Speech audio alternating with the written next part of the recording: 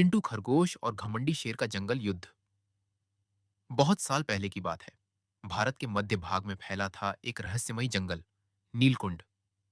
यह जंगल सुंदर था, पर जितना सुंदर था उतना ही खतरनाक भी। यहाँ सैकड़ों जानवर मिलजुल कर रहते थे, लेकिन उनमें एक चीज सबसे खास थी: एकता। हर जानवर को अपनी भूमिका पता थी। हाथी पानी ढोते, बंदर खबरें लाते, हिरण चौकसी करते, और नन्हा चिंटू खरगोश सबसे छोटा होते हुए भी सबसे समझदार माना जाता था। उसका दिमाग बहुत तेज था, लेकिन किसी ने उसे कभी गंभीरता से नहीं लिया। एक रात जंगल में गूंजती एक भारी दहाड़ से सब कुछ बदल गया। एक भयंकर शेर आया, भीम सिंह, जो कई जंगलों को जीत चुका था। उसके पंजों में ताकत, आवाज में आतंक और आंखों में घमंड था। सुबह होते ही उसने सभा बुलवाई। सारे जानवर कांपते हुए आए। अब यह जंगल मेरा है, उसने दहाड़ा। हर जानवर मेरी सेवा करेगा। हर रोज एक जानवर मुझे भोजन के लिए मिलेगा, और हां, मुझे कोई नहीं रोक सकता। जानवरों ने डर के मारे सिर झुका ली। पहले दिन एक बूढ़ा हिरण भेजा गया, वो कभी वापस नहीं आया।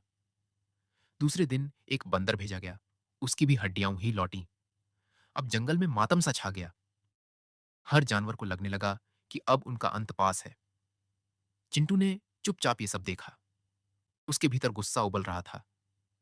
क्या सिर्फ शरीर का आकार ही ताकत है? क्या हम सोचकर नहीं जीत सकते? उसने एक योजना बनाने की ठान ली। चिंटू रात भर जागता रहा।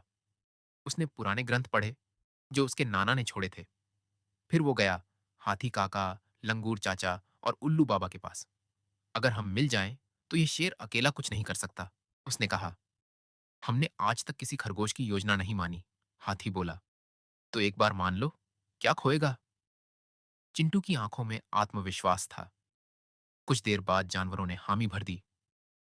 अगली सुबह चिंटू भीम सिंह के पास पहुंचा।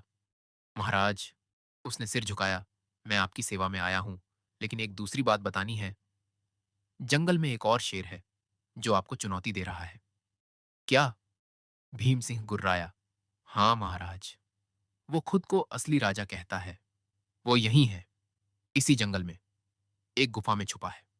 आपने उसे आज तक नहीं देखा, क्योंकि वो आपकी तरह ही चालाक है। भीम सिंह के अहंकार को चोट पहुंची। वो चिंटू के पीछे चल पड़ा। चिंटू उसे धीरे धीरे एक सुनसान इलाके की ओर ले गया, जहां एक बड़ा कुआं था, जिसके भीतर पानी बिल्कुल शांत और शीशे जैसा साफ था। पास ही एक बड़ी गुफा थी, जिसे जानवरों ने जानबूझकर खाली दिखाया। वो इसी गुफा में छिपा है महाराज, चिंटू बोला। भीम सिंह गुफा में झांका, कुछ नहीं दिखा। फिर उसने कुएं की ओर देखा और अपने ही प्रतिबिंब को देख लिया, गुस्से से भरा हुआ शेर। उसे लगा वही उसका दुश्मन है। गुस्से में वह दहाड़ा और छलांग लगा दी, सीधा कुएं में, छपाक। उसकी दहाड़ अब बुलबुलों में बदल चुकी थी। कुछ देर बाद जंगल के सारे जानवर इकट्ठा हुए। चिंटू ने धीरे से कहा, दोस्तों, अब हम फिर से आजाद हैं। ना कोई राजा, ना कोई डर। अब ये जंगल हम सबका है, बराबरी से। हाथी ने चिंटू को अपनी सूंड पर उठा लिया। उल्लू बाबा ने आसमान से कहा, बुद्धि बल से बड़ी होती है। उस दिन के बाद हर जानवर ने अपने बच्चों को यह सिखाया, छोटे कद से कुछ नहीं होता, सोच बड़ी होनी चाहिए। शिक्षा: ताकत से बड़ा होता है दिमाग, और एकता से बड़ा कोई हथियार नहीं होता।